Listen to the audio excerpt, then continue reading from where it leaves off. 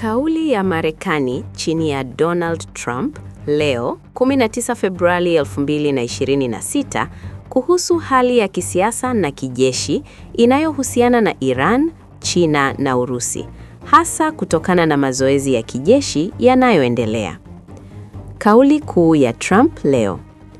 Trump ametoa onyo kali kwa Iran, akiwasisitiza kufanya makubaliano ya maana kuhusu programu yake ya nyuklia ndani ya siku 10 au kukabiliana na matokeo makali.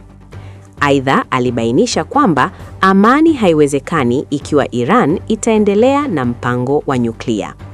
Alisema Marekani iko katika hali ya nguvu kwa kusisitiza juhudi za kijeshi zilizopo katika eneo la Mashariki ya Kati, ikiwa ni pamoja na kueneza vikosi vya Marekani karibu na Iran. Kuhusu mazoezi ya kijeshi ya Iran, Urusi na China.